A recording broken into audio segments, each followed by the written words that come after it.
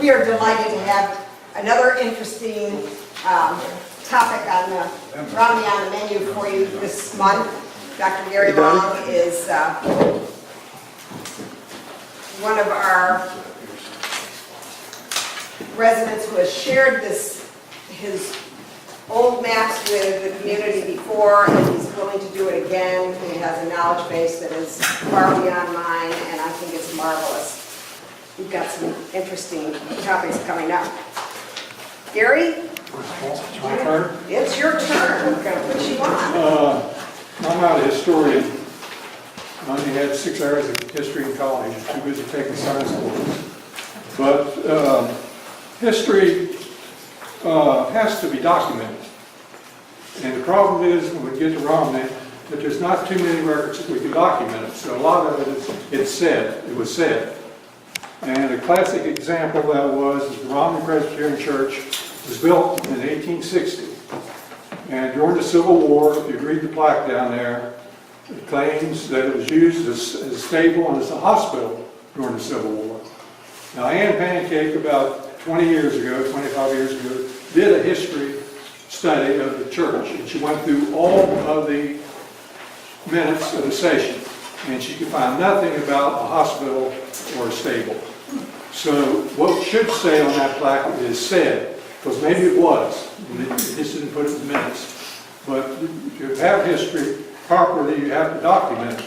Now, I have these maps, which I've been working on 3 or 4 years to try to document. And I've run into a few little flaws, and I think I got a little, I run into one right. Now, the first map is, because we use those because they're accurate. The first map was the Jefferson Fry map. Now, the Jefferson Fry map was Thomas Jefferson's father, and Fry was the overseer of his plantation. Now, this map, what he did was, he didn't do all the surveys. All these surveys have been done individually. And he compiled the surveys into a map of part of North Carolina, Virginia, which was West Virginia was part of that thing, and Maryland. And the surveys are very accurate. And so if you study these maps, which I bought when I'm actually a small segment of them, you can find on the map, the South Branch at that time was called Wapakoma. And also on the map, it has Mill Creek, showing where it comes in to the Wapakoma or the South Branch. And it shows Fort Pearsall, which is supposed to be, the thing was here before Romney. Fort Pearsall. It was on this side of the river. So we know that Romney is where Fort Pearsall is. The Fort Pearsall at that time was only a couple buildings, and where they were, no one knows. I think Ralph Haynes had some rocks piled up down the Romney Cemetery and called it Fort Pearsall. And I think they say it might have been over in Indian Heights, but no one knows for sure where Fort Pearsall was. All right, so now we know we got the town, because like I say, Pearsall was the fort was here before the town was, and that's where the town was located. We go through the different wars, the French and Indian War, but the town was settled earlier, not the town, but Fort Pearsall, along about 1740. So the Civil War, French and Indian War is 1754. So in 1760, after the war was over, the Lord of Fairfax decided that they would establish a town on the site of Fort Pearsall. Now that's when we get into some interesting things, because we all know there's been a big debate over Romney and Shepherdstown. And Shepherdstown at that time was called Mecklenburg. Who was the oldest? In fact, I go down to Shepherdstown, my wife goes to the reunions, I go over to they have a library there, or open house, or museum, and they still say they're the oldest, oldest town. And I said, you're not the oldest town, but still, but anyhow, Charlie Hall did research when after they got the computers, and they started putting on the minutes of the General Assembly in Richmond. Now, I'll read to you the section, which was, any of you all familiar with that part, you read it? Anyone read that, what Charlie Hall wrote, and it was in review? I thought, all right, the rest of it in the up here. On November the 18th, 1762, a bill for establishing the town was introduced into the Virginia House of Burgesses and read for the first time. To become a law, a bill had to be read 3 times in the House of Burgesses and then sent to the council for approval and the signature of the governor. Now, on November the 20th, 1762, this bill to establish the town of Romney was read the second time. On November the 22nd, a bill for establishing the town of Mecklenburg, Shepherdstown, was introduced into the Virginia House of Burgesses. And their bill was introduced. This bill was read for the first time that day and read for the second time on the following day, November 21st. The bill read for the third time, passed on November 25th, was sent to council. So the bill for establishing the second town of Mecklenburg got to the council before Romney did. All right. It was approved by the council. It was approved on November the 30th and ready for the governor's signature. So the bill for Shepherdstown has been approved and ready for the governor's signature, but it's not a law until the governor signs it.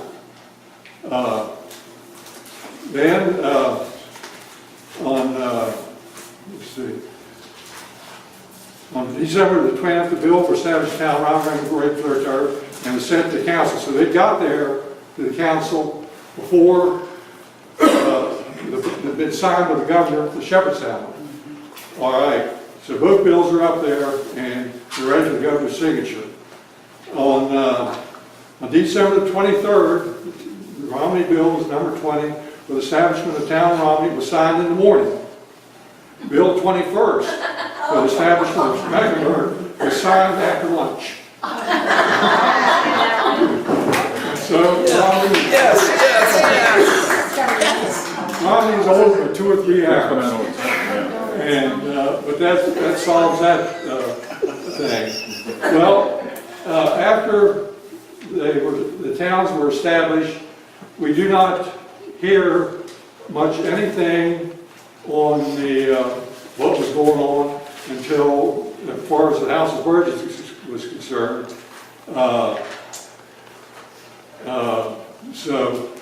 But till December 4th, the Virginia Council, this is in 1789.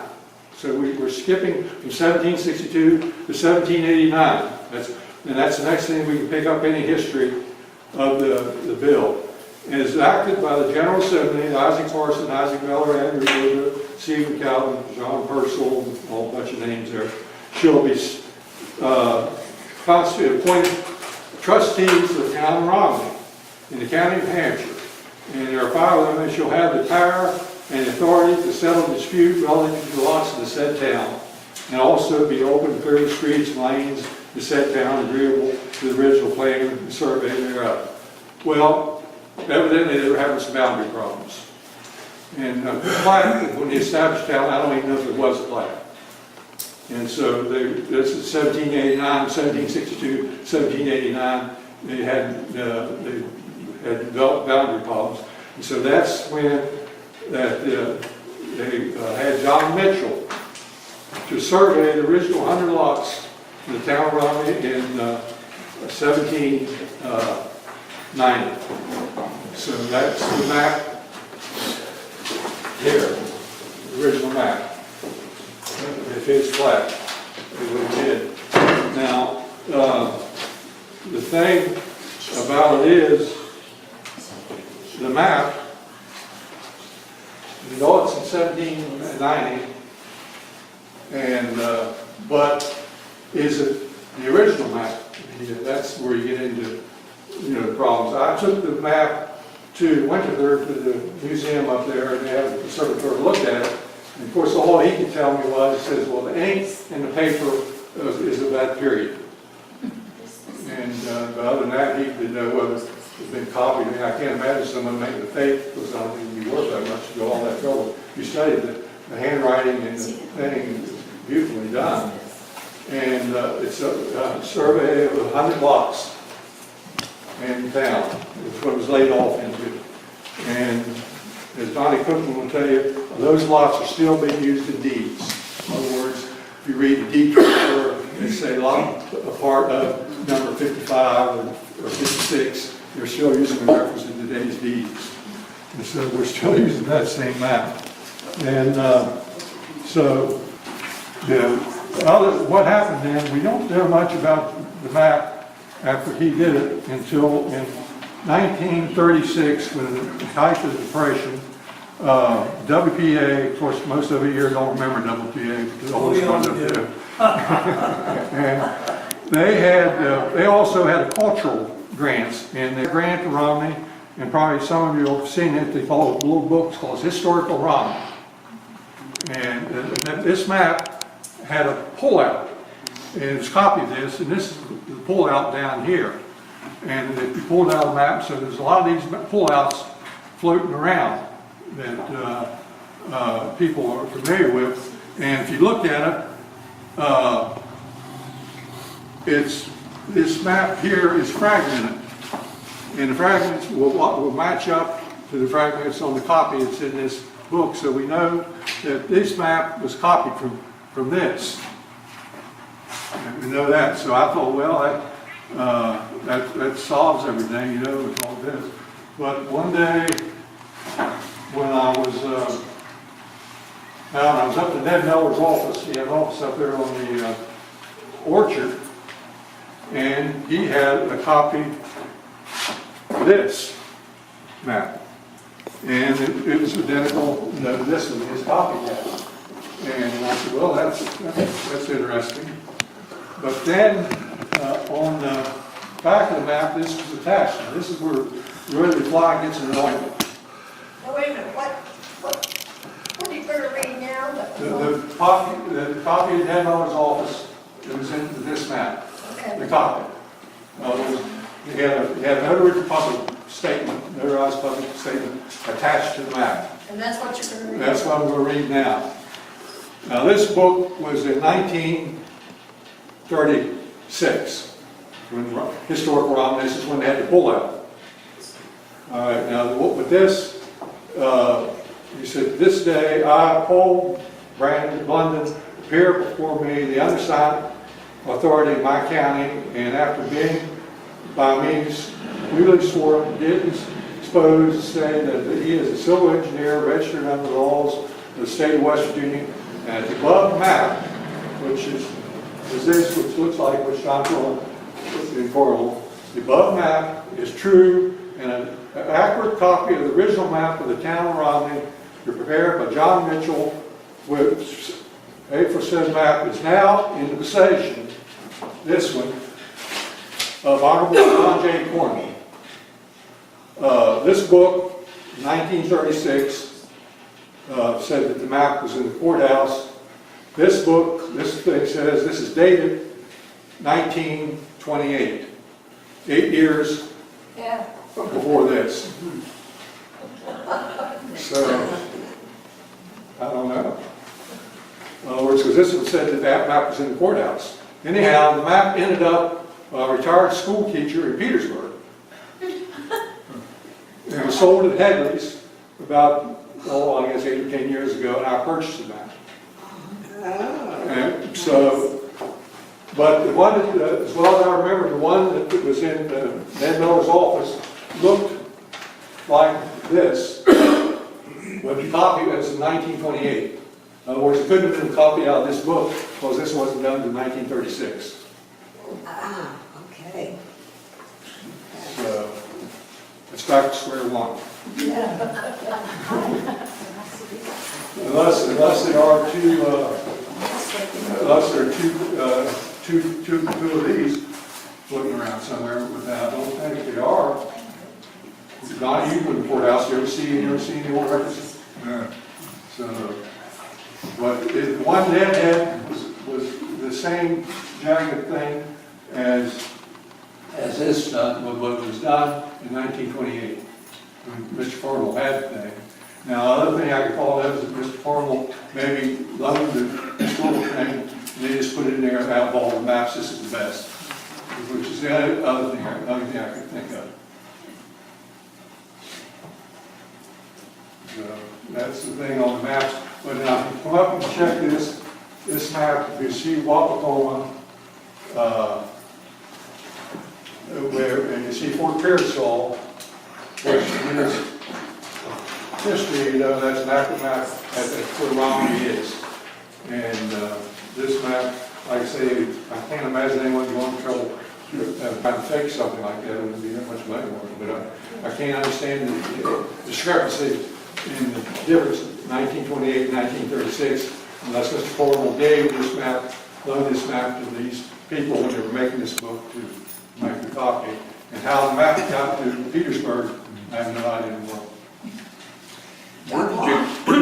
Can I say something? Because when we were looking at this map in our Landmarks Commission meeting, Charlie Hall happened to mention, because he likes to come, thankfully he likes to come and help us with anything historic.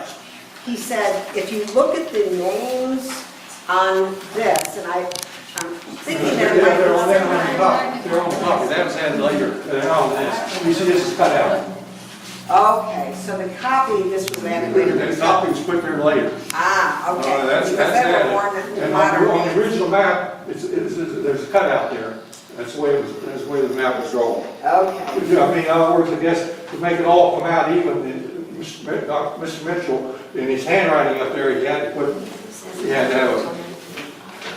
cutout. So when this was copied for the WPA's, That was, it was added, it was added in 1936. Okay. or, yes, it was added in 1936. Or earlier, because I don't know the one in Ned's office where whatever happened to the copy he had. I don't remember, but I do remember I was looking at the ragged jagged edges, and it looked just exactly like this. But I do not remember what this, what that was. Name's right, And I don't know what happened to the map after Ned died.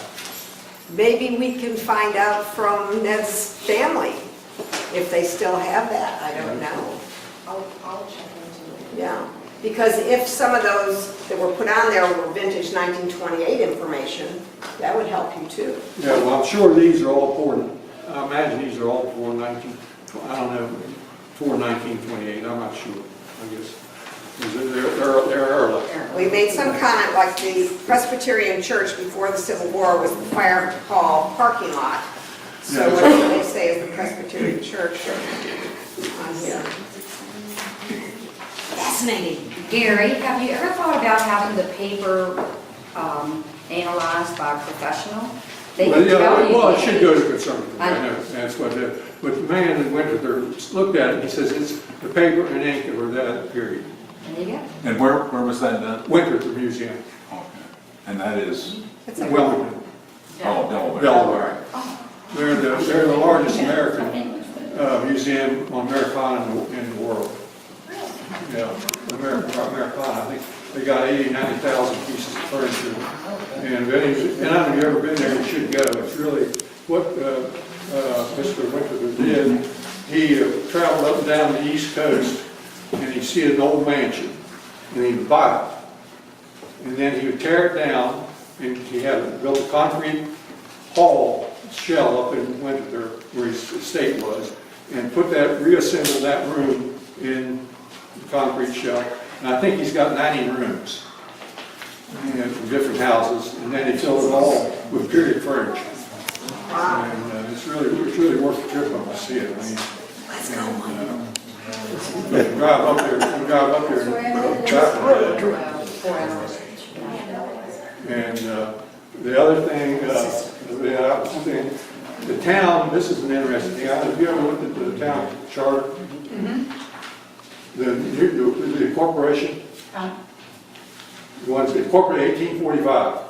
This one is incorporated. They just took one of some other town, state, and scratched out and put Romney's name in it. Right, yeah. West Virginia. Yeah, but the thing of it is, when I read that thing, the town is limited to 1 square mile. Where are you now? Yeah. In other words, you're over, it depends on how you measure it. Right. But if someone wasn't get out paying taxes, they said, well, you can't annex me unless you go back and change the charter. Yes. Yes. But they just scratched out and put anything. Is there any discussion, any names, we'll try to answer questions. Gary, I've heard people say that Gravel Lane at one time may have been the main street to Romney. Gravel Lane, I think they referred to it, may have been Main Street, but the Main Street is called on the map, which you can look on you where you read it, is called Grubbs Lane. And Route 28 is what you look on the map, is the road to Frankfort. And Grubbs Lane said road to Winchester. But I've heard the same thing in Gravel Lane, because the older houses all were up there. I think that's the only thing that they used. But the road to Winchester was Grubbs Lane at that time, because if you look at the map, it says road to Winchester. Shirley Ailes, I think, told me, and somebody told me, that the little brick house at the end of Gravel Lane, that Royce Seville owns now, was built as a countermeasure to keep that road from being opened up again. It went actually clear through up behind where Dylan's furniture is now. Might be, I don't know. I always heard that too.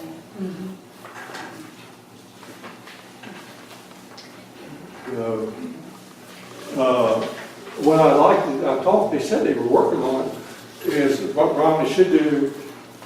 I always thought, where you have the town of Romney, they should put a little thing underneath of it, say the oldest established town in the state of West Virginia, give the date. Wouldn't be much to do it. I thought some officials said they were working on it. We are, And we are. And I love it that you said the oldest established town. It's established, Because we're but it's not not a city, incorporated. we're It's a established. It's established town.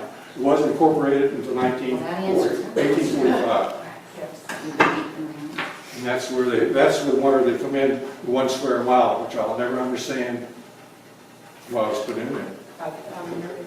Of course, that might have just applied to the town over in the other part of the state that they were doing, maybe, because they were using this. It was just they scratched out and put in a different thing. Right, it said in every place that Weston happens, They put Romney. just fill in Romney. So they may not have updated the, And wherever it says Lewis County, you were to substitute Hampshire. And the other thing is, I was talking to a friend of mine, a collector in Virginia, and he said, well, you better be careful about that map, because Virginia passed a law that anything that was public property at the time it was done, which this map was, no matter whether it's in private hands or not, they can come back and take it back from you. In other words, they say it's property of the state. so when did We just Virginia won't share pass that. that? Well, he told me, he lives in Virginia, he said they had the law out. They proved that it was public property when it was done, these documents. Of course, Virginia would have a lot more than West Virginia. Now, that'd be an interesting point of law, since I have it when it was done in Virginia, where they could come back to West Virginia and get it. When it was done, when it was part of Virginia. Oh, I see what you're saying.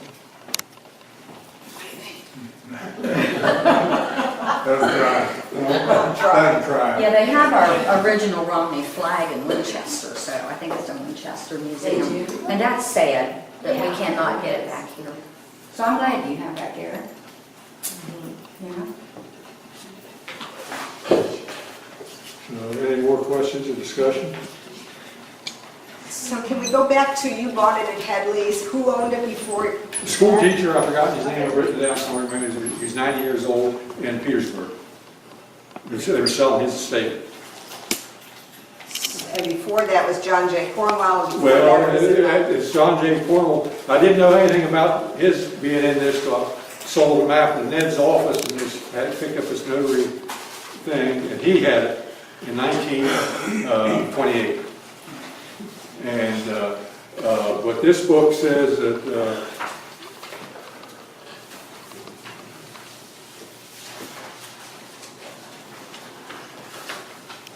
that it was, of all the maps that were in the courthouse, this was the best.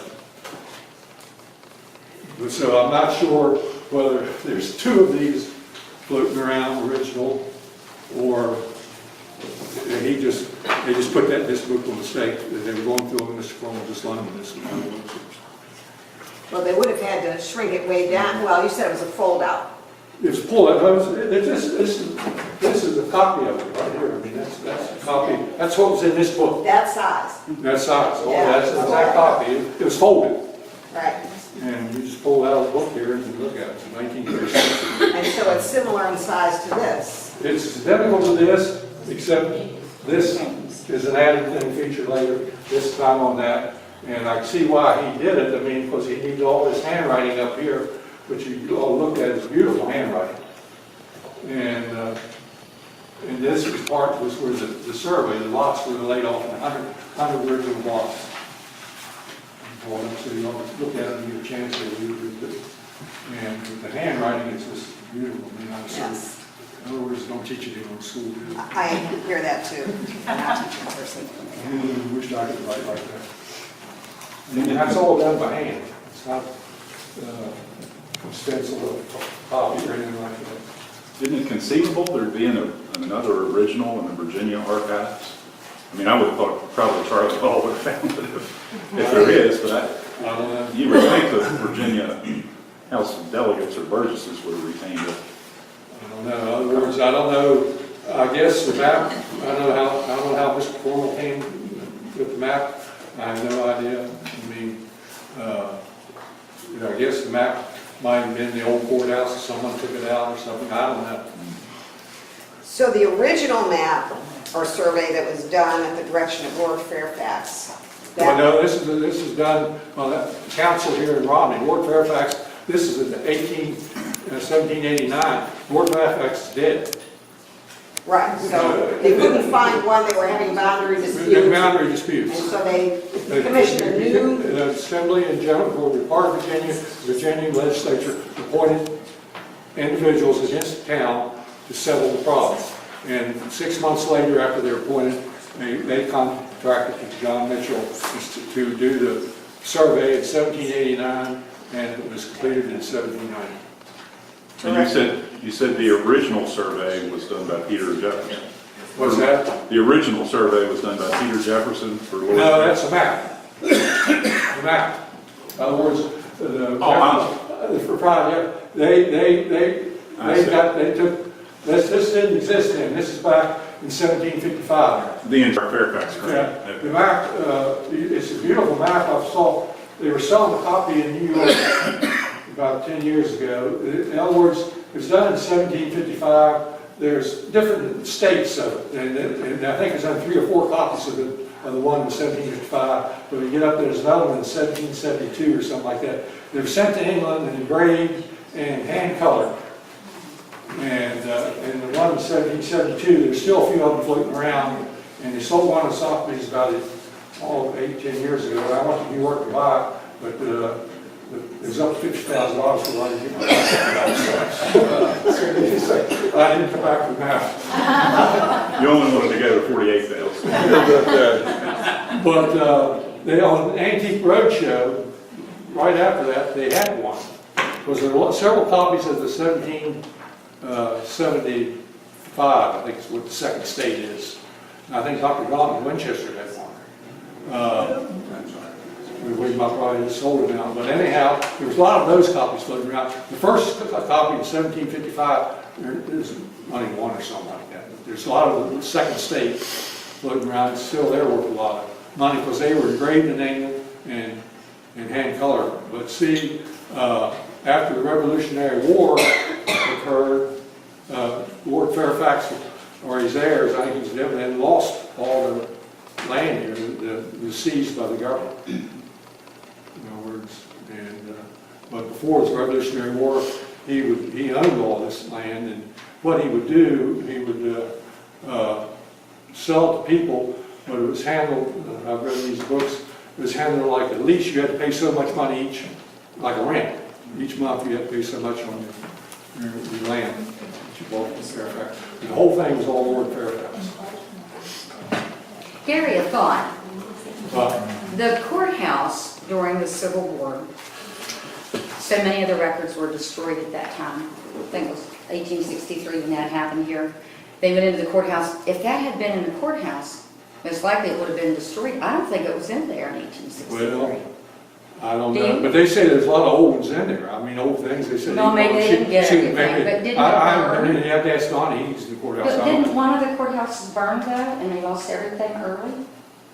I think before the Civil War, I think a lot of things were removed. I mean, concealed as much as they That's what could. I'm thinking, someone might have But- taken That's that probably not everything. out, you know?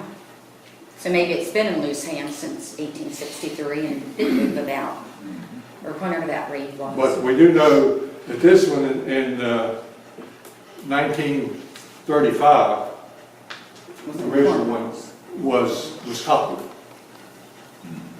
And whether it came out of the courthouse, Yeah. and we do know this notary public, Mr. Cornwell owned it in 1928. They had it in his possession. 1928. It's notarized, I'm pretty sure you'd go that pretty official. So, I think my theory is on, because it wasn't as well as I remember, if I could still find a copy that was up there in Ned's office. I could study more about this glance at, but as well as I remember, it looked like this. And the way we do this one, if you look at this one, and you can see the ragged edges, they all will match up with this. Everything matches up except this part, which is that. But anyhow, Romney is older by 1 hour. That on our sign, Beverly. We need that when we do the new Romney sign. And then put the time. That's right. Put the time. Before lunch. Yeah, before The lunch. governor had to go for lunch. What? The governor had to go for lunch. Right. He had to sign the one before lunch and sign the other one after lunch. Does that map show these outlots? What's this? Does that map show these outlots It shows, yeah. that are shown on the Yeah, copy? this part, take this off there, this page. This part is identical to this part. Every little ragged, jagged thing is right here on this incidental. I'll say it and incidental. When you remove this part, take that out, which is this, and compare this part with this incidental. It's interesting on there that there are, the way the original lots are numbered 1 through 10, and then down through 20, and then they start at 21, and then 31, and 41, so that there's a variation in the numbering. Somebody was dyslexic, yeah. Well, the thing is, it's saying that nothing has changed since 1789 except Grub Lane and Road to Frankfurt. I mean, they're changed now, but everything else is the same. Still the same. We haven't progressed very far. Does anybody know about the numbering of the outlots? Because if you look on here, you see that there's 75, 76, 77, 78. I mean, you're not repeating the originals, but I've never seen anything, I've seen deed transfers for the original 100 lots, and they'll say part of lot 55 or part of lot 10. The deeds are still there right now. but I think that mine mentions lot 77, And what is the deed? and there's another 77 in here.